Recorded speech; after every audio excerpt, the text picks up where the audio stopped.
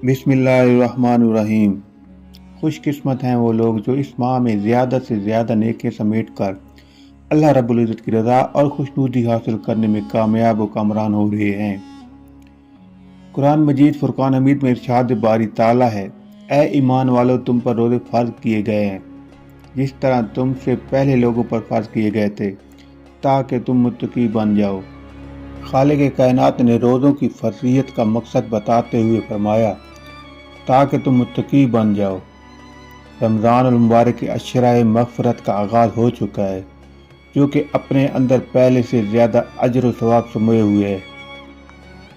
रमज़ान मुबारक वो महीना है जिसमें नफल नमाज का सवाब फ़र्ज के बराबर और फ़र्ज का सवाब 70 गुना तक बढ़ा दिया जाता है। न जाने आइंदा साल इस माह मुबारक के अयाम हमें नसीब हों या न हों, हमें इन अयाम में ज़्यादा से ज़्यादा इबादत और तौबा व इस्तिग़फ़ार करना चाहिए। खुश किस्मत हैं वो लोग जो इस माह में ज़्यादा से ज़्यादा नेकी समेट कर अल्लाह रब्बुल इज़्ज़त की रज़ा और खुशनूदी हासिल करने में कामयाब व कामरान हो रहे हैं। हज़रत मूसा कलीमुल्लाह अल्लाह से हम कलाम होते, ज़मान मकान और राज व नियाज की बातें होती। एक दिन हज़रत मूसा अलैहिस्सलाम ने अपने खालिक से सवाल किया कि इस वक्त कायनात में मैं वाहिद बंदा हूँ जिसे आपसे बात करने का शर्फ हासिल है, बताइए ये एजाज़ किसी और को भी नसीब होगा? खालिक की कायनात ने इरशाद फरमाया, ऐ मूसा, इस दुनिया में एक ऐसी भी उम्मत आने वाली है जब मेरे और इन बंदों के दरमियान कोई पर्दा हाल नहीं होगा। हज़रत मूसा अलैहिस्सलाम हैरान हुए, बारी ताला वो कैसे? अल्लाह ताला ने इरशाद फरमाया, याद रख मूसा, तेरे और मेरे दरमियान कलाम और मुलाकात की सूरत बेशुमार पर्दे आयल है, जबकि आमिदा उम्मत के साथ ये मामला हरगिज़ नहीं होगा। इस पर मूसा अलैहिस्सलाम की हैरत में मज़ीद इजाफा हो गया।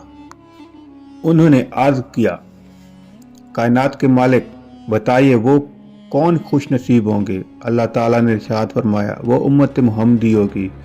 इनमें से वो लोग जो माह रमज़ान के अयाम पाकर सिर्फ मेरी रज़ा व खुशनूदी के लिए रोज़े रखेंगे और फिर वक्त इफ्तार नढाल जिस्म, खुश्क ज़बान और मुंह की महक के साथ जो दुआ मांगेंगे मैं कबूल करूँगा, क्योंकि इस लम्हे उनके और मेरे दरमियान कोई पर्दा, कोई फासला ना होगा। रोज़ेदार के मुतालिक अल्लाह ताला का इरशाद है कि रोज़ा ख़ास मेरे लिए है और मैं ही जिस तरह चाहूँगा इसका अजर व सवाब दूँगा।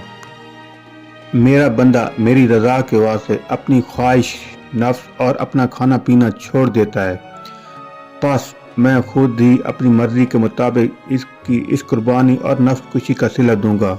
रोज़ादार के लिए दो मुसरतें हैं, एक इफ्तार के वक्त और दूसरी अपने मालिक की बारगाह में हाजिरी और शर्फ मुलाकात के वक्त। और रोज़ादार की मुंह की बू अल्लाह ताला के नज़दीक मुश्क की खुशबू से भी बेहतर है, यानी इंसानों के लिए मुश्क की खुशबू जितनी अच्छी और जितनी प्यारी है, अल्लाह ताला के यहाँ रोज़ादार के मुंह की बू इससे भी अच्छी है। और रोज़ा दुनिया में शैतान और नफ्स के हमलों से बचाव के लिए और आखिरत में आतिश दोज़ख से हिफाजत के लिए ढाल है।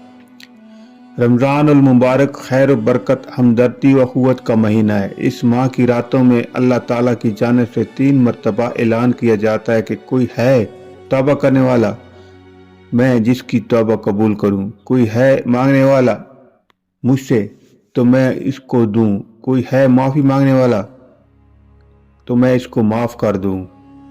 अगर कोई मुसलमान अशरे मग़फ़िरत में अपने पिछले तमाम कबीरा गुनाहों से सच्चे दिल से तौबा कर ले तो इसके सगीरा गुनाह रोज़े की बरकत से माफ़ फरमा दिए जाते हैं और वो शख्स गुनाहों से ऐसा पाक हो जाता है जैसे इसकी माँ ने इसे अभी जन्म दिया हो। बिलाशुबा जिस किसी को अल्लाह ताला की मग़फ़िरत मिल गई, इसे सब कुछ मिल गया। हक़ ताला शाना तो अपने बंदों को माफ़ करने के बहाने ढूंढते हैं।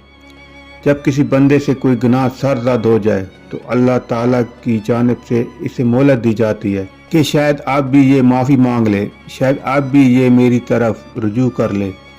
हदीस मुबारक है कि जब बंदा कोई गुनाह करता है तो आसमान अल्लाह ताला से अर्ज़ करता है, ऐ अल्लाह, तू मुझे इजाज़त दे कि मैं इस पर टूट पड़ूँ। ज़मीन कहती है, ऐ अल्लाह, तू मुझे इजाज़त दे मैं इसे अपने अंदर धंसा लूँ। इस मौके पर मालिक की कायनात का इरशाद होता है, اگر یہ تمہاری مخلوق ہے اور تم اس کے خالق ہو تو تمہیں اجازت ہے، اور اگر یہ میرے بندے ہیں اور میں ان کا خالق ہوں تو میرے بندے کا معاملہ مجھ پر چھوڑ دو، میں اس بات کا انتظار کروں گا یہ مجھ سے رجوع کر لے اور اپنے گناہوں کی معافی مانگ لے۔ حضرت عبداللہ بن عمرو رضی اللہ تعالیٰ عنہ سے روایت ہے کہ نبی کریم صلی اللہ علیہ وآلہ وسلم نے ارشاد فرمایا، روزے اور قرآن دونوں بندوں کے لیے شفاعت کریں گے۔ روزے عرض کریں گے کہ اے پروردگار، میں نے اس بندے کو کھانے پینے اور نفس کی خواہش پورا کرنے سے روک کے رکھا تھا، آج میری سفارش اس کے حق میں قبول فرما۔ اور قرآن کہے گا، میں نے اس بندے کو رات کو سونے اور آرام کرنے سے روک کے رکھا تھا، آج اس کے حق میں میری سفارش قبول فرما۔ چنانچہ روزہ اور قرآن دونوں کی سفارش بندے کے حق میں قبول فرمائی جائے گی۔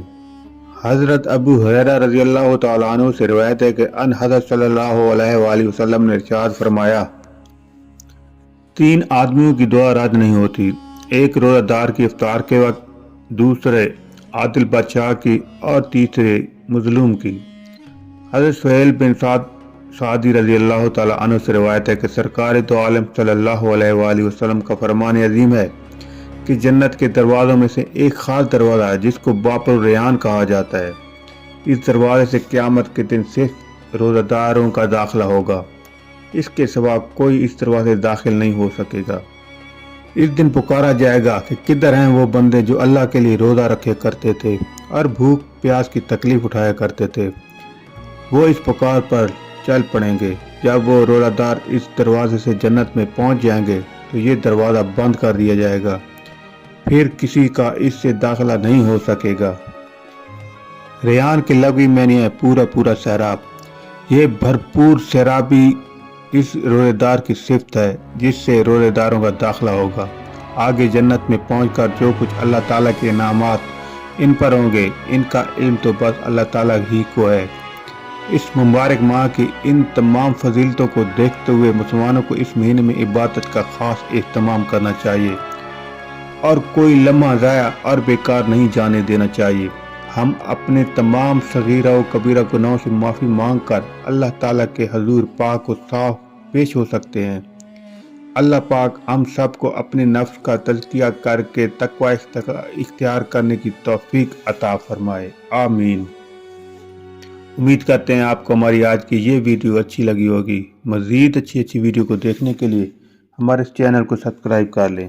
اپنا خیال رکھیے گا، اللہ حافظ۔